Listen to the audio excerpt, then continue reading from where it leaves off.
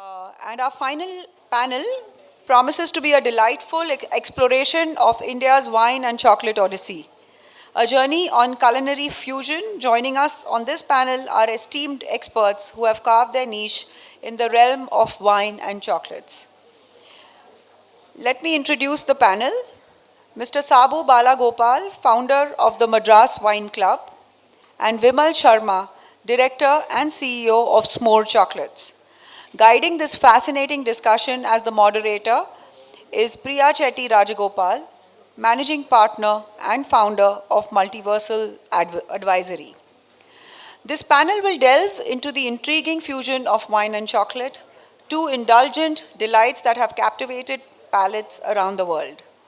From the nuances of pairing wine and chocolate to the art of crafting exquisite chocolate creations, our panelists will share their expertise, experiences, and insights into this culinary odyssey. Together, they will explore the evolving landscape of wine and chocolate in India, uncovering unique flavors, cultural influences, and emerging trends that are shaping the industry. So let's extend a very warm welcome to our extreme panelists and moderator as we kick off our journey. A huge round of applause, please. Last session before the weekend. Are we all set? See, while we discuss so many different things, and I love the fact that anyone here is qualified simply because we all love food in different forms and interactions, whatever. But the nice thing is this particular panel, and what I loved is this is like the Marilyn Monroe of food, right? You have wine and chocolate. You can't get better than that. I'm also sorry that we've one of our panelists, Pravesh, who one of the partners of Big Brewski, he's been called away on a personal emergency, so he's not here. But delighted that we have Sabu and we have Vimal. Vimal, thank you for being found. We were very worried whether we would locate him because he was somewhere outside. I said, is he here? We are. All right. So, I'm going to start with something really which I thought was particularly appropriate. When somebody was saying like how we are looking at food these days, and I realized that this makes sense. Life should not be a journey to the grave with the intention of arriving safely in an attractive and well-preserved body, but rather to skid in sideways, chocolate in one hand, wine in the other, body thoroughly used up, totally worn out and screaming, woohoo, what a ride. Now, this has been said to death a million times, but right now we have both wine and chocolate as the participants in this quote, so I thought I would share. But, even if you look at the many different evolutions that the food industry has taken in India, I think right on top and very much more experiential has been the space occupied by wine and chocolate. I would have to also say that as far as wine is concerned, it's something I have a great palate for, but I don't drink, or very rarely. But chocolate is what I would love to, but I can't. So I'm sitting here and looking at both of you and saying, if anybody has some free samples at the end of it, we can talk about it. But it is a space that's really, really getting seriously exciting. So there is different ways of looking at it. Vimal, I mean, you, for example, at SMOOR, is it pronounced SMOOR? SMOOR? SMOOR, as with a ooh, with a SMOOR, right? And name is unusual. How did you come up with the name? Okay. All right. Okay. So the marketing guys, brand guys, it was a beautiful, everybody sort of related to that. But honestly, such an exciting space in terms of the fact that it's to do with experience, not to do with, just plain food. And that's something that, when we were talking a little earlier, we realized that when people opt in for experiencing a wine or, tasting a chocolate, you're talking about the experience. It is not about saying, how fast can I get high or how quickly can I get those 5,000 million calories. It's about, really treasuring and valuing and enjoying that experience. So I'm going to, jump in with a couple of questions, if I may. The size of the market is growing steadily. But to start with you, Sabu, you look at the wine space. You have hardly 1% of the total alcohol market is wine. the number of drinkers in India are supposed to be about 10 million, which is pretty small, a small number. I mean, am I right in the number, or is it a bit more or less? Much more. Much more? Yeah. Okay. So that's growing, and it's supposed to be growing at a rate of about, I think 29% or something per year. So that's a good thing. The market is evolving. But it's still considered to be a sort of a highfalutin, aspirational kind of space. You, Sabu, I'm fascinated by the fact that you've moved from a completely different industry. Yeah, you've been in exports, you've run in a proper manufacturing facility, and then you just moved into something like this where you made your passion and something that you enjoyed so much into both your focus, your area of expertise, as well as, if I may say, also a business, because you do a lot of work in that space. So would love for you both, now for you particularly, Sabu, to start with, how did you make this transition into wine with Madras Wine Club, and how does it work? Thank you, Priya. Good evening to all of you. It's the last panel, and I'm happy to see quite a few of you sitting here. And I'm sure we'll make it interesting for you. And I'll give you some, if there are some entrepreneurs looking for some specific ideas connected with wine or how to make money without investment, I'll give you some tips that everybody in the world is looking for. Okay, and I found something, and especially which will work in Bangalore, especially in Bangalore. So sit for some time and you'll hear that. Okay, my name is Sabu Balagopal. I'm from Chennai. I'm the founder of the Madras Wine Club. I was into apparel manufacturing from the 80s, early 80s. I started my business. It took me around, those were the days when we didn't have internet or even a computer. We didn't have mobile phones. Communication was very, very expensive. So the only way to get business, find customers was travel abroad. It was very expensive to travel. There was very little money. We had a lot of foreign exchange restrictions. Getting a permit to get foreign exchange, only what we export, a certain part of that was given as foreign exchange. There was no credit card those days. So you know how tough it was. So I went through all those tough days, extremely hard days when export was very small out of India. I was traveling frequently to US, Europe, and Australia, especially to France and Italy and Germany. And every time I go to France and Italy, when I go to a restaurant for a meal, the waiter used to ask me, what would you like to drink? What wine would you like to drink? So initially I used to always order beer, the easiest to drink, the easiest to know. That's all I knew. And then after some time I started thinking, why should I drink beer? Let's try something which is different, what I don't get back home. So I used to look at the menu.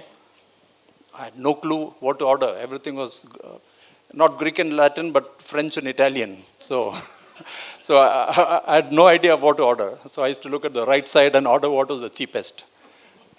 That's the only way we could do it at that time. Or ask the waiter, what would you recommend? Then he used to recommend something which used to be very expensive. And then he would guess that my predicament is different. So then he used to suggest, we have a house wine. I said, yeah, that's it. House wine used to be the cheapest. So then after that, I always stuck to that house wine. Wherever I go, get the house wine. It used to be $5 or whatever it is. So that I started getting interested more and more in wine. I used to then regularly start drinking wine. I used to bring back wines back home when I travel from the duty-free shop. But I had no friends. Wine was not available at all in Chennai. Chennai is one of the most difficult, even now, Chennai is one of the most difficult cities probably in the world for liquor. Thanks to the government, every government, the first thing they announce when there is an election is we will close down, we'll bring prohibition. And then that is what they make the maximum money out of it in the end. So that still continues. Even now, the other parties have started talking, we'll bring prohibition. And it never happens. But they give a very tough time to us, to the liquor industry, because it's controlled by a few politicians. They don't want anybody else to enter, especially niche market like wine. So that is how I got interested in wine. Then as I was aging, the internet and everything came, then the travel started reducing. So I thought we must find a way of finding a group of people with whom I can drink wine, or get a group of people with whom I can interact, share wines, meet new people. And that was a time when at the Hindu, the editor of Hindu used to write a column every 2 weeks about wine. I used to follow that regularly for a few months. And then one day, his email used to be there at the bottom. So one day I sent him a mail saying that I'm thinking of starting a wine club. Would you be interested to have a chat with me? I got a reply back in a minute, instant reply, saying, I would like to meet you. Can you come over and see me at my office? And he's the editor. Not with the wine. He said, I would like to meet you. So when I went there, he said, I've been thinking of this for the last 10 years. Me and a couple of my friends with whom we drink, I drink together, we've been thinking, but I had no clue how to do it. Now that I found you, can you do it? Can you start it? And I'll support you. And that's how it started. So I started this thing called Madras Wine Club. Somebody asked me, why is it called Madras Wine Club and not Chennai Wine Club? I personally still like Madras because that's the time when I was born, when it was still Madras, and it sounds better. So that's the reason it's called Madras Wine Club. It's now about 15 years, and I would definitely say it's one of the most sought after club in Chennai right now. As a founder, I had the access to all the mails that used to come. And I would have personally received at least 1,000 mails asking for membership, at least. We have only about 40 members right now. It's a very, very highly restricted membership. We didn't want to make it into a social gathering, networking gathering. We wanted only genuine wine drinkers, wine lovers. We kept it that most of the general managers of big hotels were there. The consul generals of all the big countries are members. They are all honorary members. We have currently a member who's directly part of the Ambani family. Actual, not relative or cousin or anything. Somebody who's part of the real family. So that's the stature of the club right now. I don't want to mention names because they're very finicky about these things. We have some very, very high profile members in the wine club now, and it's going places. So that's how I got into this wine. And over a period of time, we started doing wine education, wine tours, a lot of wine events. Whenever somebody wants to introduce a wine in Chennai, the importers or the vineyards, we were one of the first people whom they contacted. Can you introduce us? Can you do a wine tasting for us? Can you set up something? So we had one of the big wine brands in Italy called Frescobaldi, which is almost 1,000-year-old company. The president of that company came once, one of our initial events. And he came and served for us. And he was telling us he's the 14th generation who was running that business. Big company, massive worldwide company, Frescobaldi. His name was Mr. Frescobaldi. And then we had Steven Spurrier, who's known as the king of wines in the world. He was the ultimate, if he says this wine is good, the price of that wine instantly goes up by a few $100s. So that was his power. We had him who came to Chennai. He came and gave us a good talk. So we had some very fabulous speakers in this. We had some extremely high quality celebrity speakers who came and spoke to us. Most of the meetings are at high quality 5-star hotels with paired food and good wine. So we have kept it at a very high level, and it still continues to be in that level right now.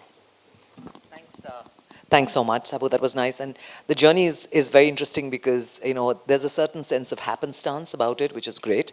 But what I like also is the fact that you've left a very, very interesting discussion with the audience, which is how do you monetize this and how exactly can you make this happen, which I want to come back to a little later. No, I want them to think about it, and maybe you give some pointers which I think would be very interesting and very impactful.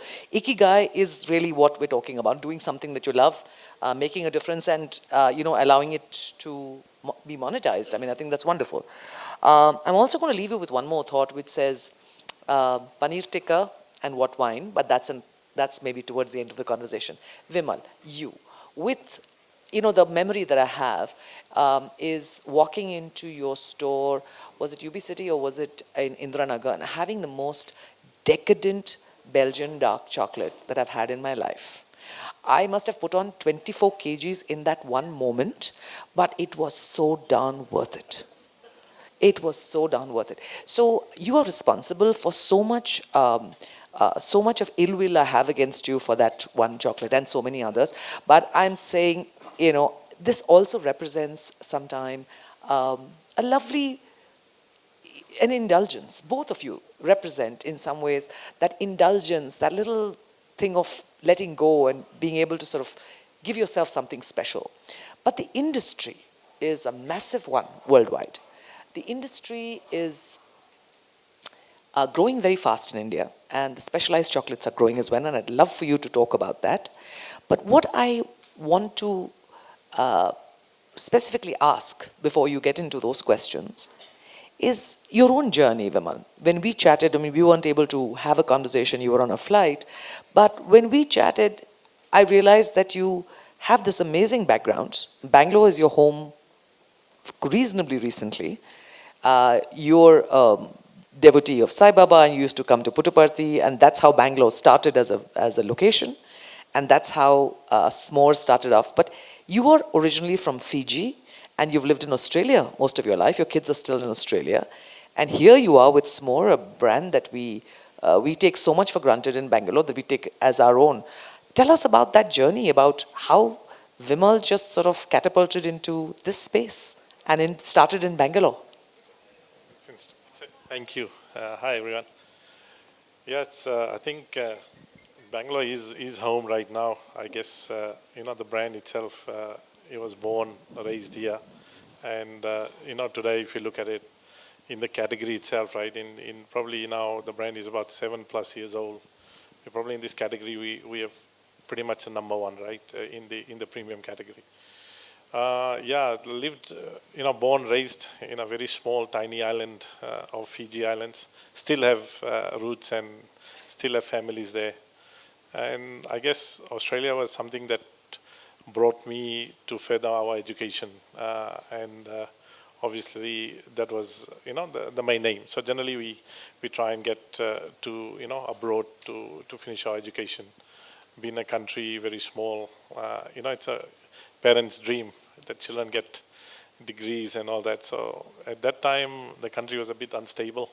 So I decided to stay back in Australia.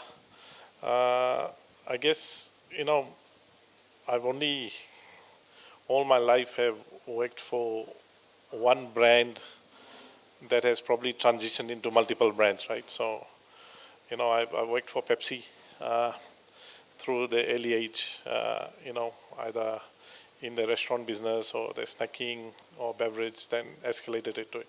So that was my life all along. Done multiple things with the brand, with product, with marketing, with finance, everything, you name it. Then I think the next shift was that, there was a sign-off around 2006 or 7, I think, don't quote me on that. Then there was a couple of people that they were from Indian origin, right? Until then, I didn't know India at all. The closest I came to India was probably Singapore. Oh. So India was not non-existent. I didn't know India, except for, obviously, we had some cultural things, being a Hindu coming and in Fiji. So we have those roots. So these, two gentlemen, very close, they had some connection. So it was just, initially it was about helping them to set up something. They had certain parameters.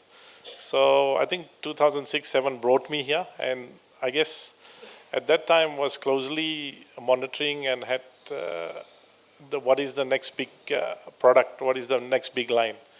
So, chocolate was exciting, right? It's exciting to the fact that as a product itself, it has multiple verticals you can move around, right? You can do a lot of things with chocolates, right? And I felt at that time we felt India hasn't seen the real chocolate, right? If you go back 10, 12 years ago, I don't think India saw the real chocolate. 80-90% of the market was completely vegetable fat, which is the compound, right? Because obviously India is a very sensitive market, right? Extremely sensitive in price, right? And it was challenging, right? When you talk about a pure cocoa butter chocolate, you talk Godavas, you talk Lindt. And that was only coming into this country when people visited abroad. So pick it up from duty free, etc. So the exciting thing was that at that time also, there was an opportunity. So that opportunity sort of brought me to Bangalore. And then the journey was to create a product as good or better with the top 5 guys, be the Godivas, be the Lindt, if you name it, on that level. How do we create a product that is Indian, right? And so that's where the story started. So when you go into the premium segment, at probably initial stage, maybe there was a lot of home gifting, etc. happening. A lot of chocolates was getting sold. For us to come out during the time when our chocolate price was maybe 2 or 3 rupees a piece, and you launch at 35 or 40 rupees a piece, right? That's a huge yeah, it was a field day for, obviously, the challenge was that this brand will not survive. It's out there to shut down. But, there was a market. What we felt, there was a gap, and the Indian hunger for aspirational products was getting bigger and bigger, and so that is where the journey started, right? Now, when we transfer a chocolate of that pricing, you can't just put it on the shelf. You can't just, put it on the shelf and expect people to buy it. So hence, opening chocolate boutique cafes, it was very important for us. And one of the things we did study at that time was the sweet guys. And there was a lot of behavioral things we observed during our recce. And one of the things we used to see was that when you go into a sweet shop, there will be packaged sweets and there will be loose sweets. 70% of the customers would like to see and get that box packed. So we were very, all those things had to, knowing the behavior of the customer, how they interact with mithai, we had to transfer that in chocolates. So, we started off with a small factory, couple of locations. Today, as it stands, I think it's about 70 plus locations. Just about, I think, September, we're opening the biggest chocolate experience dessert store. It is about a 50,000 square feet. That will be open to public. Where is that? That will be around Kayarpuram. Oh, okay. So that's August, that's opening. So that will probably become an iconic. We are hoping it becomes an iconic for Bangalore. It's important being a company started in Karnataka and in Bangalore. We wanted to create something that the state is proud of. And then, of course, it becomes a destination for anyone who visits. So one thing led to the other. Here today, if you talk about the market size is around, for the chocolate, is about 2.5 billion right now. Yeah. I think it'll excel to about 4. Out of that, 30% is in the premium category. I see. And if you talk about the mass market versus premium, mass market is a bigger market, probably growing at about 6 to 8%, whereas the premium is growing around 15 to 18%. Okay. Now, this is also pushing big manufacturing companies now to set up plants like in India. I think Barry Callebaut been one of the biggest guys. They've already opened one plant. They're opening another one. So there is a big demand that is going to come in India. And importing will become very difficult. And also with the rising price on the cocoa butter and all that, it's become more crucial to try and avoid certain cost. And bringing our manufacturing to India probably will help, right, rather than importing it. And we've seen that. And then in the last few years, we've also seen that the Indian cocoa industry is getting better, getting bigger. I think there's some very interesting trends in Telangana. Absolutely. We've got a lot of farmers that are focusing on the Yes, specific in the kind of cocoa. Godavari region and all that. So the cocoa bean is starting to develop, but I think it's still got a long way to go in terms of consistency, in terms of volume. But I think eventually India probably will become the biggest in the category of the revenue, as well as probably producing the amount of chocolate required. It's a matter of time, right? So yeah, so lucky space, touch wood. So far, God has been kind to us. So, both the feet's on the ground, and let's keep going. That's a wonderful attitude.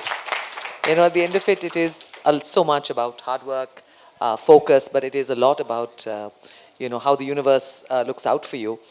You brought out an interesting point, and I'd like to sort of address this to both of you. Thank you for the journey, because it's a really interesting one to sort of see how this has evolved and how you've applied a lot of your own experience, whether it's in companies like Pepsi or in the food and beverage industry, to something that is relatively new. So you've got the metrics, you've got the understanding, but you've also, taken the brand and the experiential marketing experience to something else. And I'm delighted to hear 50,000 square feet is not a small space. It's iconic, certainly, and we look forward to, of course, I think I'll have to come in with blinders, because I shudder to think what I would do to 50,000 square feet of chocolate. But anyway, as I said, we all have our crosses to bear. But you both brought up an interesting point, which is part of this industry. Before I say that, I just saw a few days ago that the European Free Trade Agreement has been signed. And that's been something that's been in the process for the last maybe 10 or 12 years. And this directly impacts both the duties on wine and chocolate, particularly from Switzerland, I know. But are these kind of things going to make a difference? And there are policy issues that need to be looked at as well. But both of you talk about both the local demand as well as working backwards into the supply chain. Now, you're looking at a lot of domestic manufacturers and doing extremely well. The costs and the imports are through the roof at this point, where the general public really can't afford a bottle of wine. A bottle of wine is 1,000, 1,500. That's quite a lot. If you look at the equivalent amount of, say, beer, I know we can't compare. Similarly with you see the usual kind of, more well-known brands which are not premium brands. And it's generic. Somebody wants a bar of chocolate, but you have to get the right kind of quality. You need to source the right materials. So what are your thoughts on this issue of market and supply chain when it comes to your products? Because reaching is important if you get the back end sorted out. Yeah, absolutely. The supply chain is very, very it's scientific if you look at it, right? And for our product, it kind of starts with the packaging, right? You won't believe it. The packaging plays a big role in a chocolate melting or not melting, right? How it's packed. I'll just give you a classic example, right? So if you get a box of chocolates, right, and India is still not able to produce these things, right? There's a thing called a box. The heat goes in and out type of thing. So what happens is inside you have to have a resistance. What do you call it? A chocolate type of pad. The pad has this zigzag. So when the heat goes, it bounces off. So it's a very scientific in terms of how the product is manufactured. The second thing is also the way the chocolate, right? Like the type of chocolates you use, right? If you use a vegetable fat, is a higher melting point. But for a kombucha, it melts around 18 to 22 degrees. It'll start melting, right? So it starts with packaging. B, then the transportation and the storage. So the logistics has to be right. So for us, it's something that we have invested very heavily. If you talk about 8 or 9 cities, we have our own temperature control warehouses. The vehicles that move are with temperature control, and that's the probably one thing that has held us back from going to maybe GT or modern trade outlet, right? Because it's an end-to-end. So whatever we make, until it gets to the customer, it's ours. So that is very important, and that's the reason why probably we are scaling up our own locations to sell products, rather than at this point in time partnering with the MTOs or GT, and then even when it comes to online, right, handling the logistics ourselves, right? So yeah, it's a very crucial part. And the second part, in terms of sourcing of materials and all that, yeah, it's all about, our journey started with a very small quantity. We might have probably been taking, the first month we took probably 600 kgs, and today if you look at it, give and take probably will be 8 to 10 tons, right, of chocolate, which is a very premium that we bring it in to our factories. So it's one thing, that works very well, and then something, loyalty, right? So when we take on a vendor, we build with him, right? If we have to invest with them to ensure the product that comes to us is the right product, we work with them. So as the volumes grow, then you are very much a partner. We very rarely would change, just for a matter of a price decrease. Someone will come to me and they say, look, I'm going to cut the price, you come to me. That is very important. The loyalty and having the right vendors and understanding the capacity, what they are capable of. Right. I can understand that. I mean, the partnership is what creates a kind of a loyal, long-term kind of a product. So I get that. And I very much want to hear what Sabu's points are on that. But do think of the most interesting experience you've had with a customer. I mean, what has been the most crazy ask that you had? I'll come back to you on that. No, okay. You think about it, because I want you to think of something which really sort of blew your mind, if at all there was something. So, Sabu, what do you think? Because this again is a complex space, domestic, international, sourcing. It's really, really, I'm taking all the fun out of wine. I mean, come on. See, the wine industry is at a very, very nascent stage still. We are what Australia was maybe. See, Australia, New Zealand, Chile, these are all, South Africa, they're the new age, and the European wine industry is known as the old age wines. Old age wines are as old as 1,000, even 2,000 years old, whereas these are mostly 40, 50, 60 years old. India's not even in the new age, it's even less than that. We are just beginning stages. So we were initially only importing. We had one or two brands like Golconda, which was not a wine at all. It was more like a cough syrup. I don't think it is there anymore. But even that, and the funny thing about Chennai is every shop is called wine shop. You'll never find any wine there. Other than wine, everything else will be there. I think of Golconda because I still remember this heavy red wine that kind of gave you a headache instantly within 5 minutes. Yeah, exactly. It was like a cough syrup kind of thing. So a little bit of imported wine started coming, and the duties for wines those days was as high as 500%. So can you imagine? And then with 500% duty, it is available only in 5-star hotels. They charge another 400-500% markup because they know only film stars and real big industrialists come and drink wine. So okay, we sell one bottle, we make 5,000 rupees per bottle. That was their idea. Even now, until about 3-4 years ago, we are still selling only about 10 million liters of wine per year. Just to give you a comparison of that and the US consumption is 14 billion liters. We are 10 million with a population of 150 crores, and they are only 1/4 of our population. And it's 1,400 times more. The reason for that is, one of the reason is health reason. Everybody knows that drinking hard liquor, spirits, is not so good for your health. You get liver problem and all sorts of things. Not that over drinking of wine gives that also, but people generally don't tend to drink more of wine. And then it becomes a nice, you generally don't drink wine alone. You have it with a few friends, you eat food with it. So the market in India has started growing. It was about 10 years ago, it was only about $60 million worth of imports. It has now reached somewhere close to 500 or 550 million. And it is still very, very, very less compared to, if you take Australia for that matter, Australia has got a population of just a little bit over Bangalore. I think 25 million people. How much is Bangalore population? So yeah, about 13, 14 million.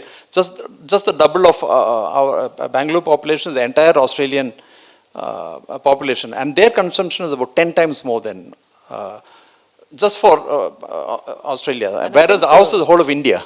And I think the shift in Australia is interesting because primarily beer drinking to wine drinking, the numbers have completely flipped between beer and wine. Exactly. I used to travel to Australia in the 90s very often, regularly, and it used to be only beer. Everybody, let's have a beer. My customers say, let's grab a beer, they'll say. It was only beer, beer, beer. Then as I was traveling more and more, I found that the changes started coming. Beer started getting replaced with wine. Whenever we go out for a dinner or any meal, it's always a bottle of wine. So there is a fear among the Indian liquor lobby also that these kind of things can happen. Because if wine starts growing more, the liquor industry may get a hit. So that is one of the difficulties that India will face, which will continue to face slowly. But the good thing is this 500% has come down to about 150%. And with this new free trade agreement, it will come down to as low as 50%. Then the prices will start coming. A couple of days back, I was in a restaurant here in Bangalore and Chianti, and I found that they had a whole collection of wines, which you don't get in Chennai. Chennai, only if you go to a 5-star hotel, restaurant, you can get wines. And you can't even see where the wines are kept. You can see from the menu. So when I looked at the menu, I asked him, can I, and they also had glass per glass. So I asked him, can I get a glass of this? He said, yes. But I want a fresh bottle. Can you open a new bottle? Yes. So I want the bottle to be opened in front of me. He said, yes. In Chennai, it's impossible. They will never do this. We already have something opened. If you want, you can. Otherwise, you have to take a whole bottle. Nobody sells you a glass wine in Chennai because the demand is low. But in Bangalore, the demand has got higher and higher. The younger crowd, the IT sector crowd, who travel a lot these days constantly, have seen. They've gone to Europe, they've gone to the US. So wine drinking is becoming common. It's becoming more popular. So the growth potential here is tremendous. It's growing already at a growth of 30% per year, which no business has. The wine industry is growing at a huge growth. And that is where we can take advantage of that. To be in that segment, no business gives you that kind of growth right now. And we have seen other countries overtake the spirit industry at a very, very fast pace. So this is the right time to enter a wine industry, wine business. There are different methods which I will also explain to you. And I think the focus on, again, to come back to that on experience, it's not like I'm having alcohol to get drunk. I'm having alcohol for the experience, in which case wine lends itself a lot more to the experience rather than the end result of saying, how smashed can I get and how fast. Exactly. So that's also the whole Gen Z, millennial. You're talking about a conversation, you're talking about hanging out, and wine has become pretty much, I see the change in the last 20 years, and I think it's very interesting. And I was telling you this before, my husband at some point, he's an IT guy, set up actually a self-curated wine app called Winescapes. And that was meant it was meant primarily for the US market, but where you don't get access to wines simply because these are specialty or boutique wines and they come in from different parts of the world, but how they can be made accessible and how you can, it's group curated in terms of what really works or what is preferred by a bunch of people.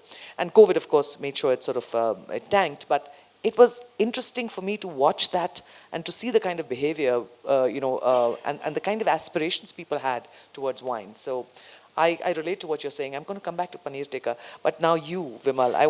Also, when I started my wine club, I was still very new in this wine. I didn't know much, so I thought I must learn a little more about wine because otherwise I'm still not going to enjoy it. I still know what is a red wine, what is a white wine.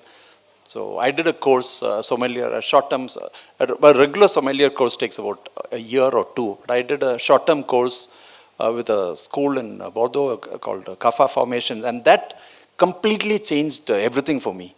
I can now go to a big store which has got 5,000 bottles of wine, and I can choose one bottle that I want. I know what is a bottle of wine that I want out of. I can go to a duty-free shop, or if there's a menu which has got 200 wines, I can pick and choose. I don't have to look at, of course, I have to look at the right side. It can't be $1,000 wine. But without looking at that also, I know by looking at the left side, by looking at the name of the wine, I know it cannot cost more than that also. So all that knowledge I got by doing that course. So that really transformed me as a wine person. In Chennai, there are not many people. So now I'm wanted everywhere. They asked me to give, tomorrow I have a Porsche, Chennai has called me for a wine tasting session. They expected 30 people for their customers and people who may be customers. So when you know Porsche, it's all people who have gone abroad and who drink wine regularly. And today he said, we've got 60 people who signed up. So can you increase the number of wines? We want more wine. And he said, where can you get wines? Porsche is asking me, where can you get wines? So I put him on to somebody and I said, more number of bottles were required. So those are the things where Bangalore is very easy to do. Yeah.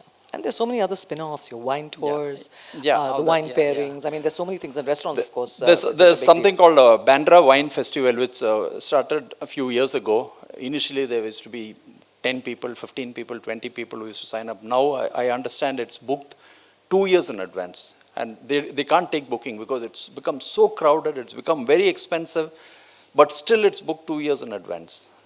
Bandra Wine Festival. So things like that can be created in Bangalore. Bangalore is, fortunately, you have good weather also, unlike Chennai, which is hot all the time. We take personal responsibility for that.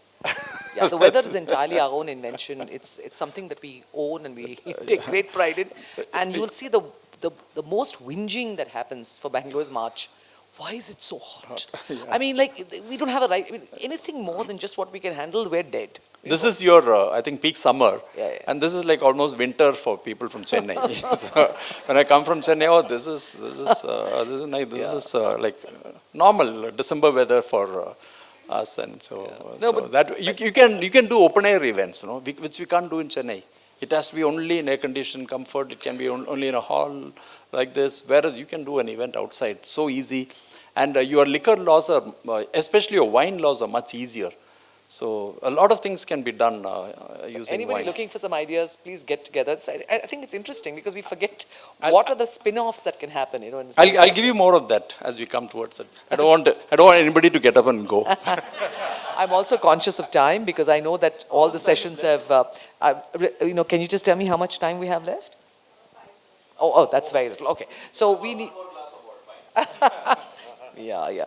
No, I mean, I'm going to, and I know we do have we will have a question from the audience or so, but Vim, I want to come back to you. Which was your most exciting experience? Let me just quickly tell you one question which I wanted to have, is if you wanted to you had a magic wand and said, I wish the government or I wish people would do this and this would really make an impact on my industry, what would that be? So think about it, both of you, but your most interesting moment as a chocolatier with a customer.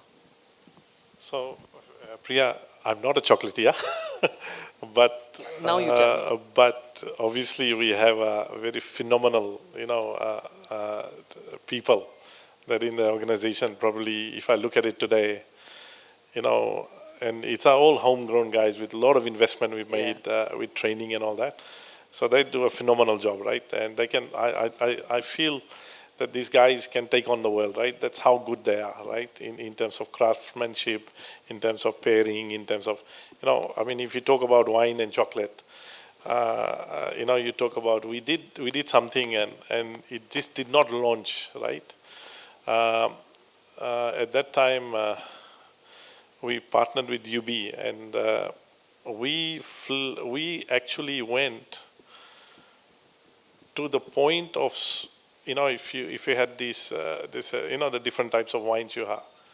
So we went as far as understanding the quality of that wine, the plantation, and we actually paired it and brought chocolates from the well. Like, I think if I remember, I think it was a Mellow or something, a wine, right? I'm not a wine drinker, so I don't know. I think we went and sourced the chocolate from Tanzania that came from an estate which had the woody smell to it. So then we took that wine and created in a gel form. And then this gel then became inside a thin layer of chocolate. So wine and chocolate go back a long way in terms of pairing. Yeah. But that was a good exercise. But if you talk about something that really stands out till today, is I think 7 years back, probably 7-8 years back, when we got a request from a very influential family, and where we had to do, I think, chocolate bars dusted with 22 karat gold powder. So there was something like, I think each bar was, I think, not mistaken, it was about 150 grams. It was 10,000 pieces. So there was a phenomenal experience for us, right? Working with the design, working with the importing of the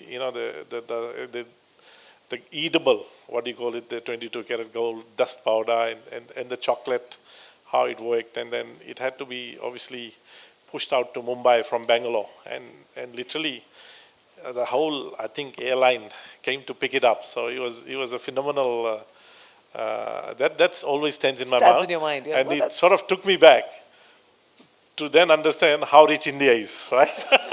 There you go. It's something I've never seen in Fiji or Australia, but The best of both worlds. It showed royalty. It showed, wow, you know, it's a rich country. That's an interesting story, and from that point of view too. But look at it. We just saw a pre-wedding where 1,000 crores was spent.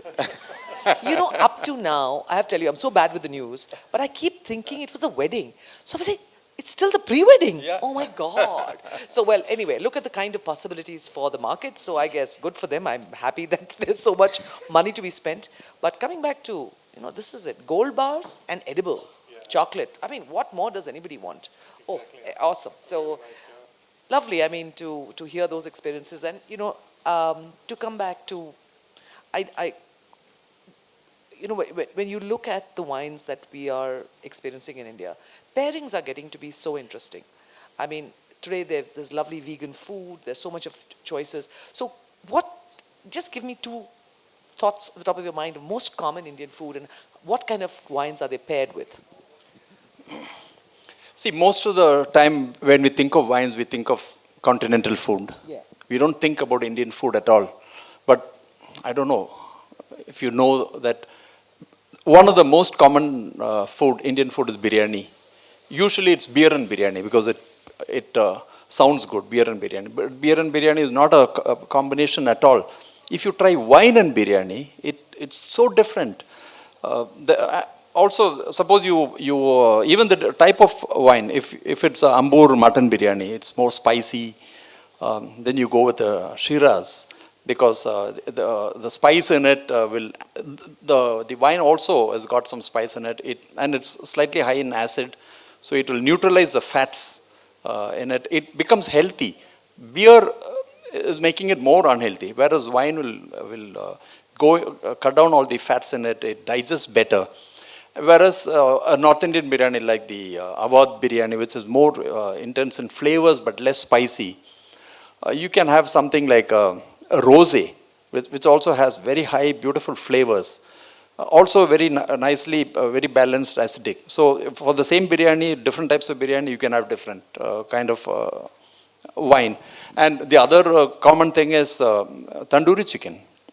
The same thing for tandoori chicken also. You can have a nice Chardonnay for a mildly spiced tandoori chicken, which will pair it extremely nicely. A Chardonnay with the tandoori chicken will go well. You don't need to have commonly we have some whiskey or something when we eat tandoori chicken. But try it with wine, it tastes differently. And for example, the paneer tikka, you can have a pinotage or a beautiful Sauvignon Blanc, because the creamy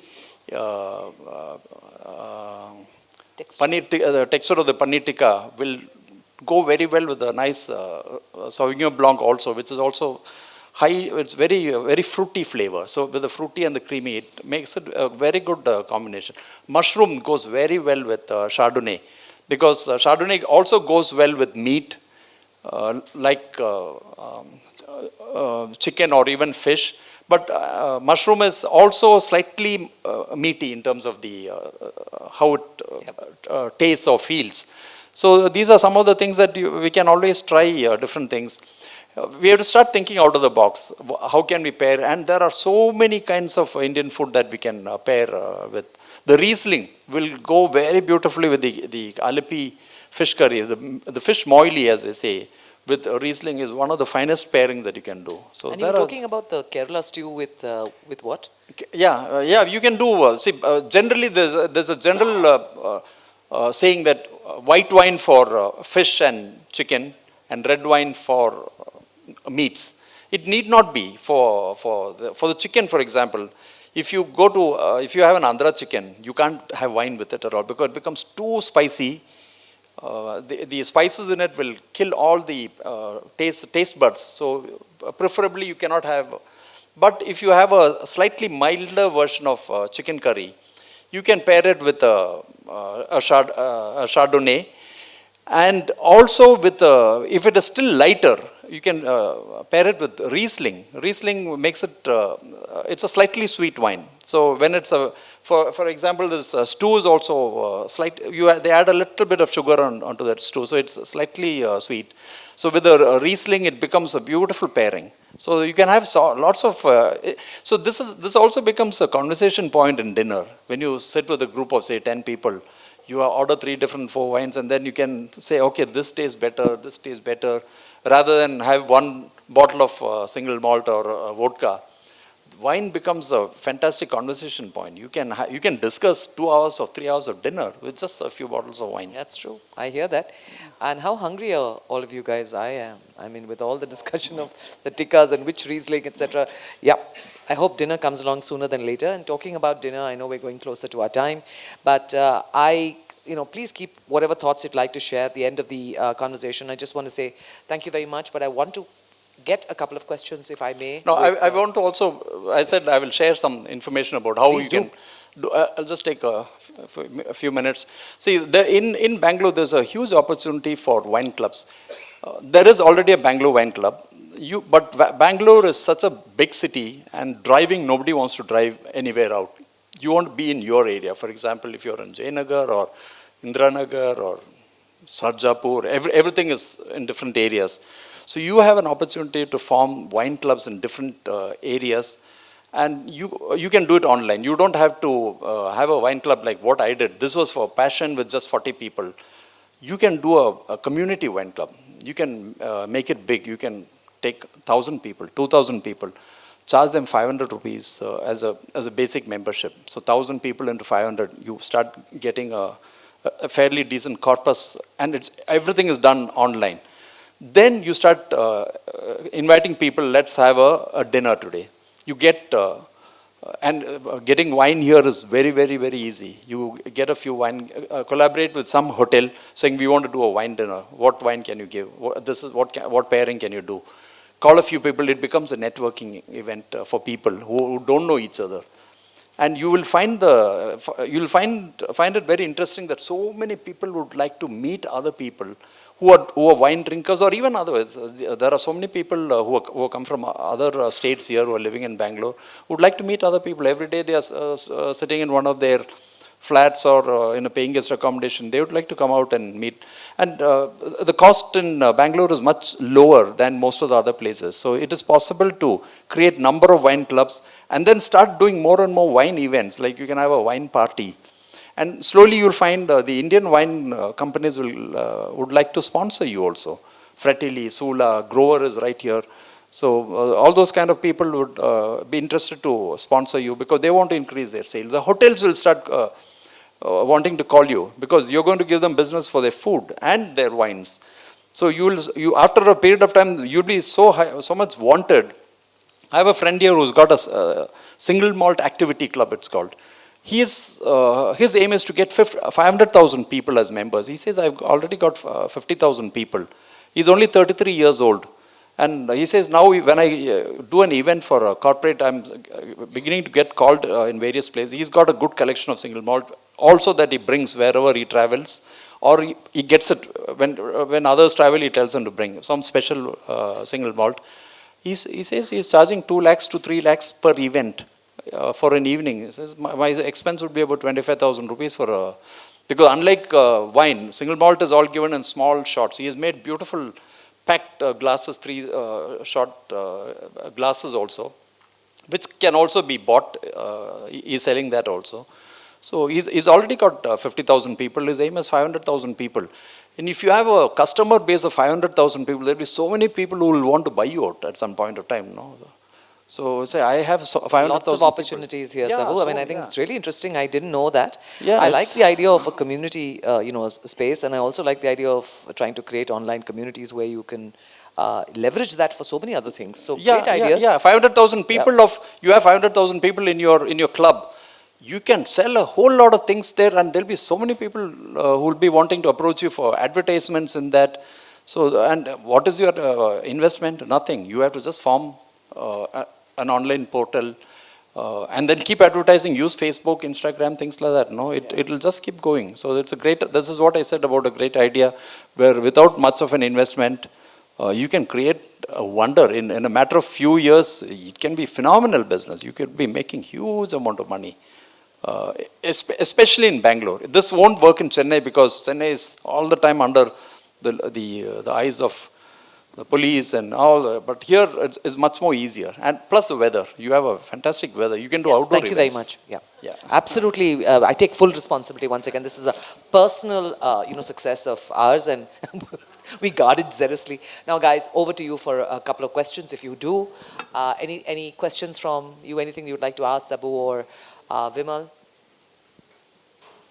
If there isn't, we can just leave both with final thoughts on this and close. Yeah, please go ahead. You can shout. I think it's you. So, Yeah. first and foremost, congratulations on setting an iconic brand coming from Fiji. Yeah. So it's not easy, and I think Thank you. the landscape here is very complicated. Great job done. Just wanted to understand, how are you seeing the different cities in India? Like there is a Bombay, there is Delhi, Hyderabad. So how are you evaluating the opportunity to grow and expand in these markets? Okay, it's a good question.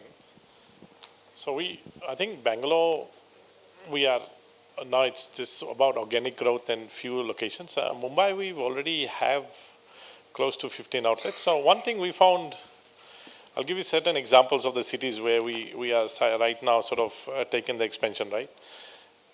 Bangalore, we probably found, when you put something up, the ROI or return on investment or payback is probably give and take anywhere from 8 months to 18 months, we do it. What we found in being a new brand, it's a Bangalore-based brand. If you go to a market like Mumbai, it's a watch and wait from the consumers. We've been now operating there 3 years, right? So initially we went in, we were a little bit gun-ho, saying we'll achieve similar growth or similar revenue from day one. But whereas it took, when you open an outlet, to reach the number we want, it takes generally 6 months, just in a layman terms if I put it. Whereas Mumbai took us 18 months. So you need to have the sustainability power, right? And generally what happens is, they need to trust that you're going to be there, right? So I feel there's a myth around in Mumbai that, when people open from outside, they're going to shut down, so why should I, become loyal to them, right? So we found that to be the case. Pune, if I take city-wise, right? Pune was probably more price-sensitive market, so we had to pretty much carve a menu, pricing, sizing to meet that market, but maintain that quality. Delhi, we are just getting into it, but Delhi seems exciting. But at the same time, Delhi is about a lot more shusha, right? The bigger you build, the bigger you create, the bigger your momentum. That's where it's the way of life there. Whereas, surprisingly, Chennai for us, we are right now expanding. We have a couple of locations there, but we found, because we are closer to Bangalore, it was easy transition. So now tomorrow if you go to Hyderabad, it will be an easy transition because you have captured it. So you anchor Delhi, you anchor Mumbai, then the remaining locations will move on. Absolutely, absolutely. So yeah, so challenges, and then in the other aspect also is your engineering, your dynamics needs to change in Mumbai on the size, right? Like I remember here, if I have a store in Whitefield, let's say I think it's 3,500 square feet, we probably aram say will have only 50 or 60 seats, spacey. In Powai, we've taken a 1,500 square feet with close to 45 seats. So you can figure it out, the furniture size, the tables, and trust me, that design, that space, you need an experienced architect from Mumbai. Or someone, even if you go expand, you need to see the quality of the architect that you hire, that he or she has that experience, right? Otherwise, you'll fail miserably. So luckily, the guys that worked on our project, they do a national job of it. So they know all these things. But if I had to go there, probably I would have screwed it up, right? So it's important to have the right guys in that city alone guiding you. Sometimes we are bullish saying, hey, we know we're doing well in Bangalore. Yeah, we know what we're doing, but no. You basically, you start zero again. And you have to take how you build Mumbai or Bangalore, you have to do it exactly the same way in all cities. Because every consumer has their own touch points. And if you're not relevant to them, you're gone. So I'll finish it off. So like designs in Mumbai of the locations are very different to the designs in Bangalore. Bangalore has a lot of outdoors, so you have to, incorporate. If you don't have outdoor seating, people will probably say, I'm not coming. Whereas in Mumbai, it is more, Bandra has a very specific different design, probably a colonial type looking cafe you want. Whereas Powai is about the next level, right? The Hirandanis and all that. So you have to also design your cafes or the way you do things to fit the community. If you're not, then they will not come. That's very interesting, and I think some very good insights there, in terms of how you make it relevant. And I must thank you, Vimal, for one more thing, which is, apart from that horrible Belgian chocolate, which I hold you personally responsible for. I'm still going to question you. Dark chocolate is supposed to be healthy. Okay. Tell that to that 44,000 calories that I ingested that day, but I'll take your word for it. It's Belgian chocolate, of course it's healthy, and I knew that, which is why I had it. Yeah, I was doing it for health, absolutely doing it for health. Oh, great. And I have one, before you say that, I'm just going to say thank you for one small thing which you don't know what you did. I'm very big on the whole animal and stray dogs and the pet-friendly kind of thing. And SMOOR has been one of the, again, very forward-looking organizations. And I see that whether it is your space in, which is that Lavelle Road, and there are many events that you do around that. And I wanted to thank you because I think when you were talking about designing it to community, it also means, are you relevant to your local community's psyche, what they think, how they work, how they are about their families and about their pets. So I think kudos to you. I mean, you've got it right. I know you've got an input, but ma'am, please go ahead. Yeah. Last one. No, Ritu will absolutely kick me off the stage. So let's make this short, yeah. Hi, I am Manisha and I have a question for Vimal sir. Hi. Actually, when he talked about scaling to different cities and you have informed about how the design and other things we have to look into based on the consumer needs. How do you tackle the logistics part? Because when you initially set up any stores, it does take a lot of time and effort, and then you come to a certain level where logistics is something I personally feel that when it comes to food product, you have to take care of the temperature and other things. So somebody who is bootstrapped, what advice would you give for a sustainable logistic support if they want to scale to different cities? I've got two questions for you. Is your product long shelf life? No, it is temperature specific for certain products, and certain products can stay in room temperature also. And short shelf life, is it? It's, yeah, 3 to 6 months, but Okay. they need a specific temperature when it's in transit. See, in transit, see, one of the things that I've found in the last few years that has significantly improved in the cold chain logistics, if you talk about it, right? There are many 3PL logistics, right, that have started to come in the cities, right? So the truck movements are very much based on. That is true. But when somebody is starting a new store at another city, Yes. and the normal logistics, it's okay to maintain. But when you go for a temperature specific and your volumes are not that high, you end up paying more on logistics. That's what I have faced personally. Okay. So I was just wondering, is there any way out, or till the time we scale, we have to just take the brunt of it? Like. Yeah, so it's a difficult one. Like, for example, when we launched Chennai, right, initially to build the volumes, what we did was we went with 3PL logistics. So initially our products used to move from Chennai, from Bangalore every day, right? So it's a logistics cost. Same in Pune. Until we build certain volumes. And then what we used to do is for backup stock, we used to have like 3PL logistics, like maybe Snowman and there's many that are coming which are quite reasonably. I remember someone called me from Mumbai a couple of days ago. They had to supply something and it was ice cream.